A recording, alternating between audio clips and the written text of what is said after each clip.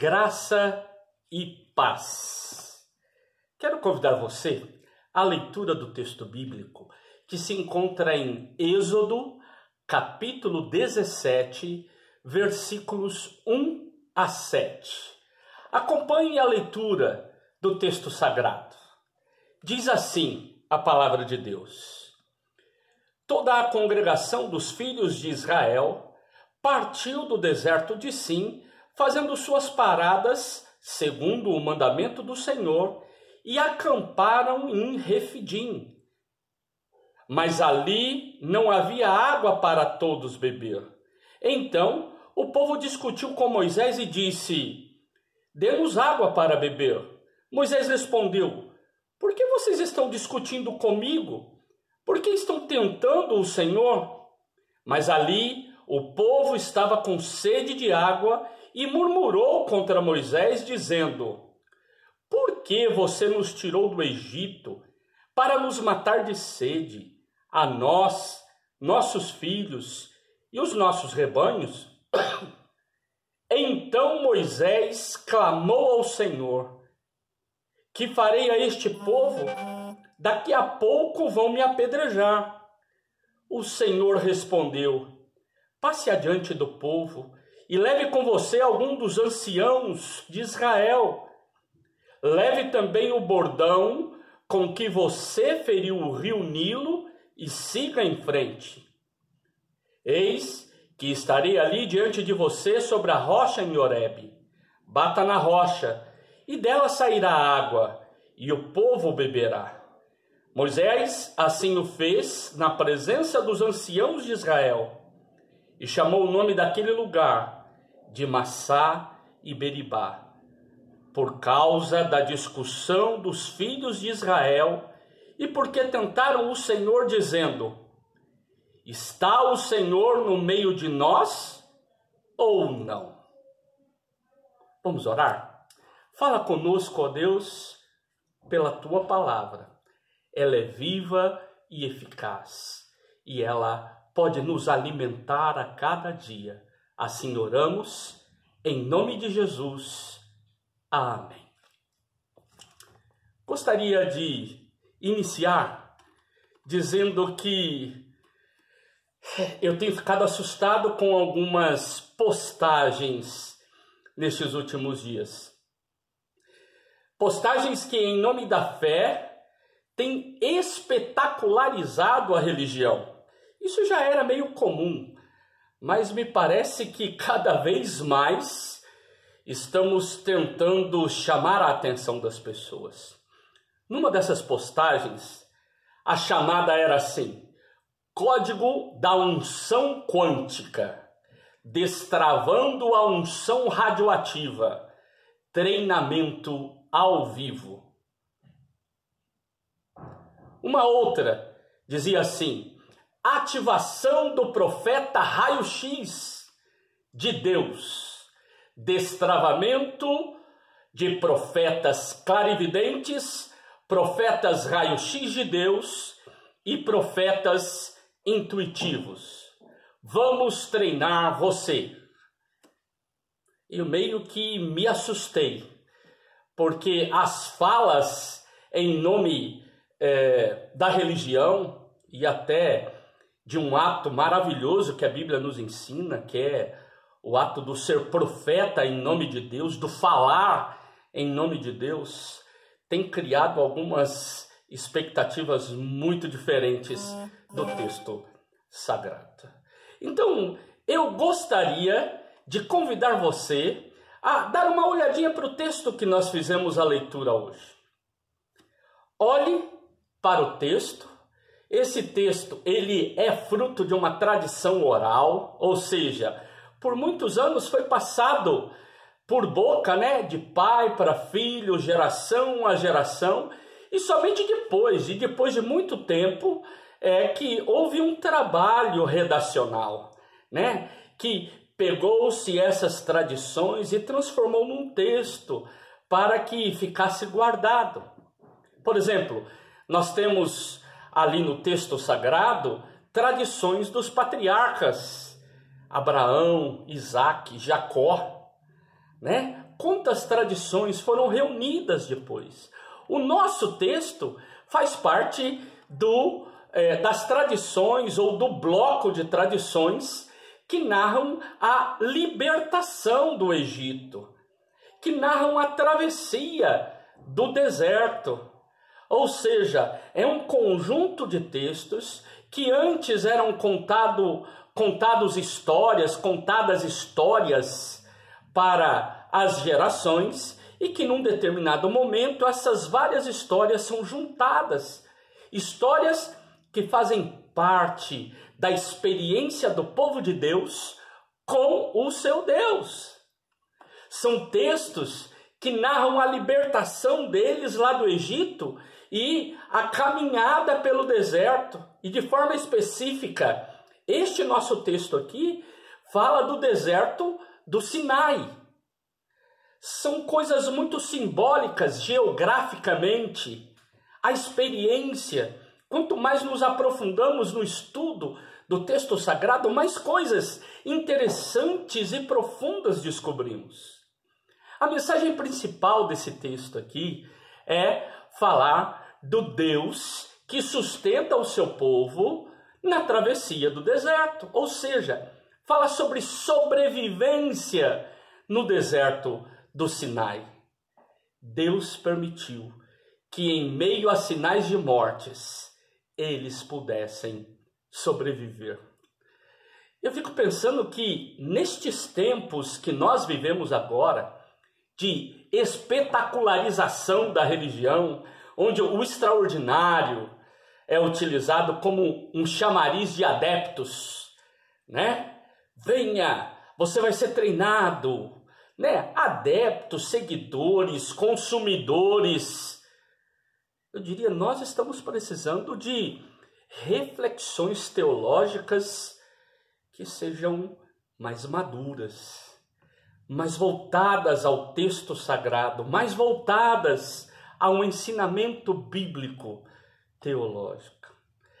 Temos que ver que o texto está chamando a atenção para o Deus que está presente em todos os momentos. Ele está presente no nosso ordinário, no nosso dia a dia, no corriqueiro, sabe, no comum. E essas chamadas para o extraordinário muitas vezes têm tom espetacular, muito mais do que um tom teológico. Creio que esse texto acaba nos ajudando a entender que Deus está conosco em toda a caminhada, na caminhada diária. Não é na hora de um culto, não é na hora de um êxtase celebrativo, não é na hora de um ato específico, mas um Deus que está presente em todo momento, de manhã, de tarde, de noite. Um Deus que nos auxiliará diante de todas as partes da caminhada.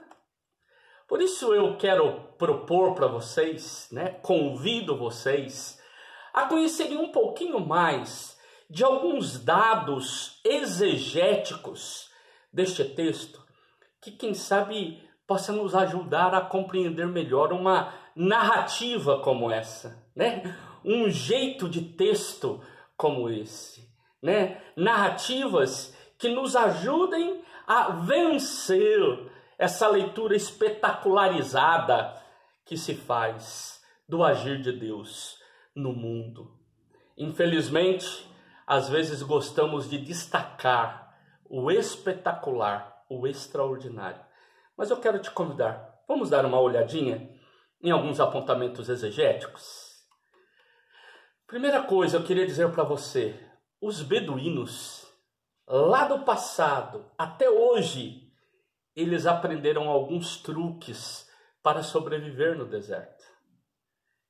Eles aprenderam que existem pedras porosas e que, da maneira que você quebra ela, a maneira como você manipula essa pedra, você consegue retirar água dessa rocha, dessa pedra. Claro que não é um copo de água como eu e você estamos acostumados a dessedentar nossa sede, irmos no filtro, na torneira, pegarmos uma garrafa, virarmos. Não, aquele povo vivia aquele tempo de sequidão, é pouca água, eles aprenderam a sobreviver com pouca água. Por isso, o orvalho que era retido nessas pedras, já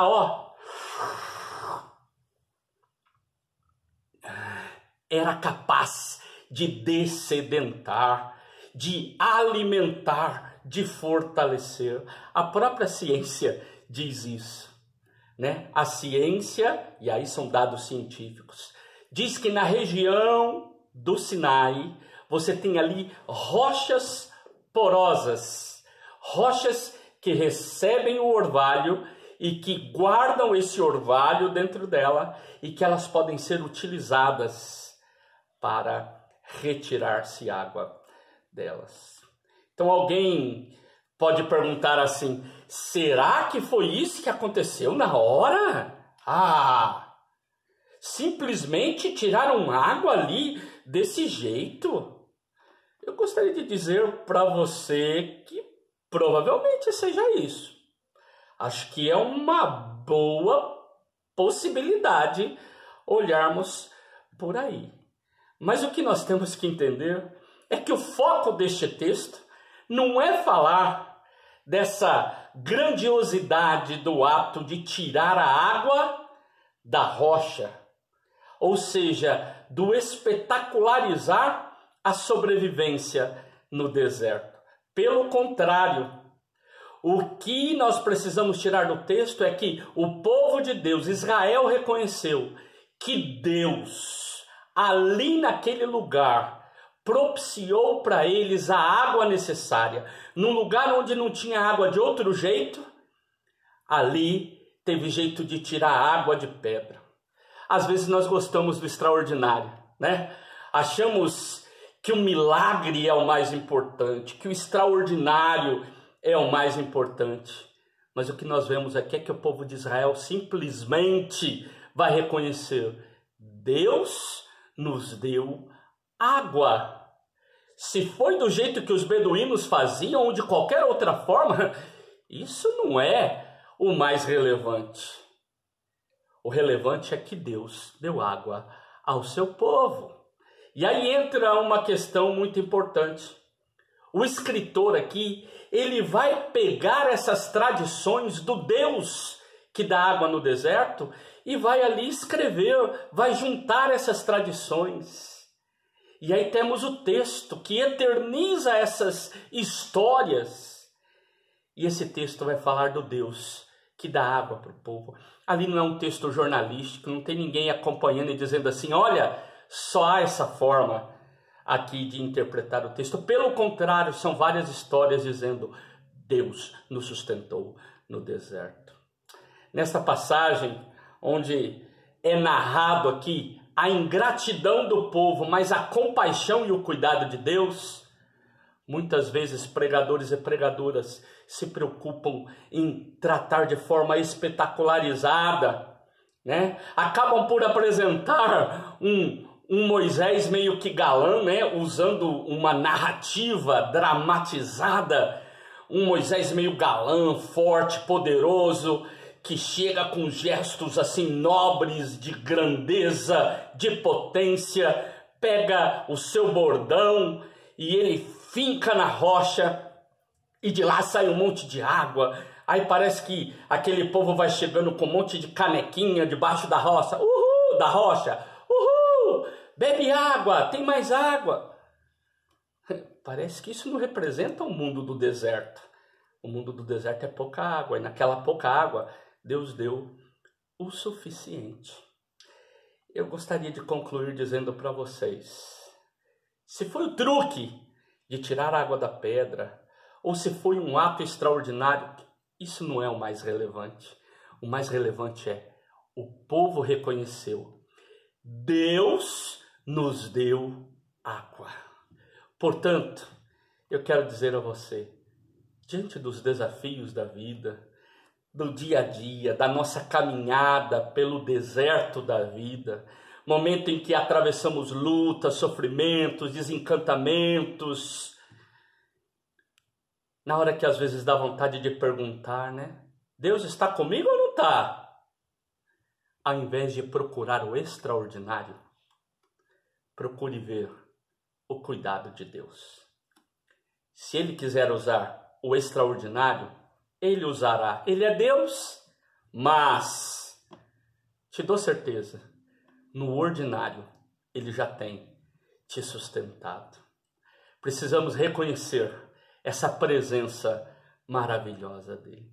Eu quero terminar com uma música que eu gosto muito. Acho que, quem sabe, muitos de vocês não conheçam, ela é bem antiga, mas a música fala da travessia pelo deserto e o cântico diz assim, num determinado momento do refrão: também sou teu povo, Senhor, e estou nesta estrada, somente tua graça me basta e mais nada. Deus está sempre conosco. Deus te abençoe, em nome de Jesus. Amém.